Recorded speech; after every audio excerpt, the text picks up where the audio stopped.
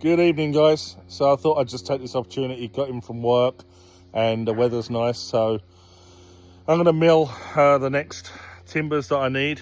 Got one on the mill now. Go ahead and do that. I'll probably see if I can do a couple more tonight in preparation for the weekend.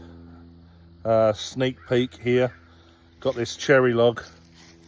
Got several more actually from a large cherry that came down in the back of our property. So that's going to get milled at some point. Probably slabs. That one I'm not entirely yeah, probably slabs.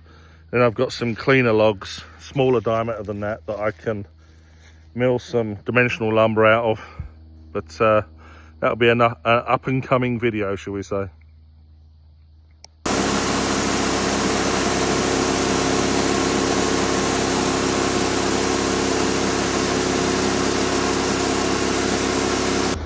So we got two sides, this side and the opposite side, parallel to each other. So now I'm just going to square off the two opposing sides and this one will be done. And there we have it. I guess that took about 10 minutes start to finish, loading it and turning it for each cut. So all four sides now milled. So that is a 8 1/4 square, 10 foot long, 10 1/2 foot long timber. Ready for planing to size.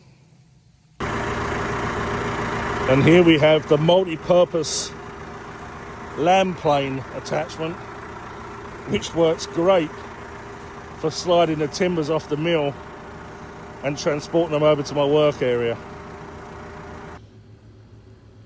So our neighbour had a cherry tree taken down today, and it's very nice of them. They let me have these logs, so I think they're about 11 foot long. Probably got about a 20-inch there, probably 14-inch that one. Very nice straight clear logs. So we'll get those sawn up on the sawmill soon as well.